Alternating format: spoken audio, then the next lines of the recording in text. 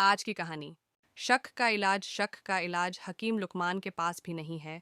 प्रसिद्ध परामनोवैज्ञानिक John Canning ने प्रेतात्माओं से संबंधित अपने अनेक विलक्षण अनुभवों को अपनी पुस्तक 50 ग्रेट घोस्ट स्टोरीज में संकलित किया है। इसी की एक कथा इस प्रकार है। जिम रॉबर्टसन और ब्रियली का बचपन एक ही गांव में एक साथ बीता था। पड़ोसी होने के नाते दोनों साथ साथ खेले, पढ़े और बड़े हुए।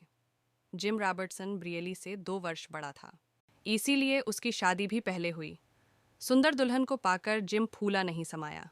ब्रियली के साथ उसकी दोस्ती अब भी थी। कुछ समय बाद उसके मन में यह भय सताने लगा कि ब्रियली उसकी पत्नी पर आशिक हो गया है। वह ब्रियली को शंकित निगाहों से देखने लगा। दरअसल जिम अपने काम के सिलसिले में अक्सर शहर से बाहर रहता था। वह रेलवे में इंजन ड्राइवर था। जब भी रात को जिम अपनी ड्यूटी पर होता तो ब्रियली उसकी पत्नी का हालचाल पूछने के लिए उसके घर चला जाता। ब्रियली उसको गैर हाजिरी में उसके घर क्यों जाता है? जिम को यही बात खाई जाती थी। ब्रियली के मन में कोई पाप नहीं था। वह जिम को अपने सगे भाई से भी अधिक प्यार करता है। उसके मन को उस समय गहरा सदमा लगा जब उसे यह महसूस हुआ कि जिम उस पर शक करने लगा है। ब्रियली ने जिम के घर आना जाना कम करने के बजाय ज्यादा कर दिया। उसका परिणाम यह निकला कि जिम की पत्नी भी ब्रियली को मन ही मन चाहने लगी। जिम को भांपते देर नहीं लगी और उसने ब्रियली से संबंध विच्छेद कर लिया। अब ब्रियली उदास रहने लगा। कभी कभी वह अपने दिल का हाल पत्र द्वारा जिम की पत्नी तक पहुंचा दिया करता। जल्द ही पत्र व्यवहार का सिलसिला सा शुरू हो गया। एक दिन एक पत्र जिम के हाथ लग गया। बस फिर क्या था। जिम पत्र पढ़ते ही क्रोध से आग बबूला हो उठा और उसी आवेश में उसने अपनी पत्नी व बच्चों की हत्या कर डाली। पत्नी और बच्चों की हत्या के बाद उसने आत्महत्या कर ली। ब्रियली को जिम के परिवार के खत्म होने का बहुत दुख हुआ। कुछ दिन तो वह मारा मारा फिरता रहा।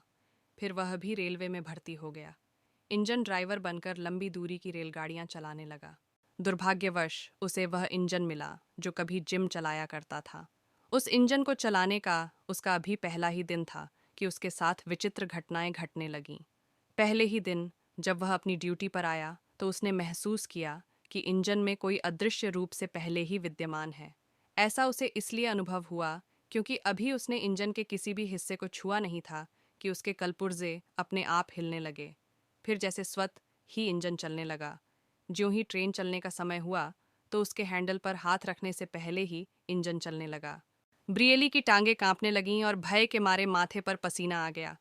उसे कुछ समझ में नहीं आ रहा था कि उसके साथ क्या हो रहा है। गाड़ी की रफ्तार धीरे धीरे बढ़ती जा रही थी। उस पर ब्रियली का कोई नियंत्रण नहीं था। वह जिस भी पुर्ज को हाथ लगाता वह स्वचालित हो जाता। इसी रास्ते में जिम का घर भी पड़ता था। जिम के घर के पास उसने गाड़ी को रफ्तार कम करनी चाहिए, परंतु जैसे सब कुछ उसके नियंत्रण के बाहर था। गाड़ी अपनी तीव्र रफ्तार से आगे बढ़ रही थी। यह सिलसिला काफी समय तक चलता रहा। ब्रियली बस इंजन में सवार हो जाता। परंतु एक दिन उसके साथ बड़ी भयानक घटना घटी जिसका अनुमान उसे बहुत पहले से हो गया था। गाड़ी जिस समय जिम के मकान के सामने से गुजरी उसकी रफ्तार और तेज हो गई। तभी ब्रियली ने देखा कि कोई अदृश्य शक्ति इंजन से भाप निकालने वाले ढक्कन को खोल रही है, जिससे गाड़ी दुर्घटनाग्रस्त हो सकती है। ब्रियली और उसके एक सहयोगी ने मिलकर ढक्कन बंद रखने की कोशिश की, लेकिन उस अदृश्य शक्ति के हाथ इतने मजबूत थे कि वह ढक्कन को खोलता चला जा रहा था। फिर अचानक गाड़ी की रफ्तार इतनी तीव्र हो गई कि जैसे वह हवा से बातें कर रही हो। इसी तीव्रता में गाड़ी पटरी से उतरते उतरते रह गई। ढक्कन बंद हो गया, लेकिन एक भयंकर दुर्घटना होते होते बच गई। बात यहीं खत्म नहीं हुई। यह घटना हर रात दोहराई जाने लगी। ब्रियली अब समझ चुका था कि यह उसके मित्र की प्रेतात्मा है जो मृत्यु के उपरांत उससे बदला लेना चाहती है। ब्रियली ने अपनी बदली करवा ली। उस दिन ब्रियली का उस मार्ग पर अंतिम दिन था।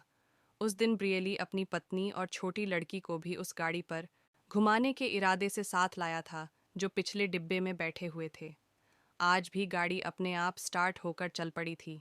उसकी रफ्तार पहले की तरह ही अपने आप बढ़ती गई। भाप का ढक्कन अपने आप खुलता चला गया। ज्यों ही गाड़ी जिम के मकान के सामने से गुजरी, भाप का ढक्कन दोबारा नहीं लग पाया। गाड़ी पटरी से उतर गई। वह जिम के मकान की तरफ बढ़ चली।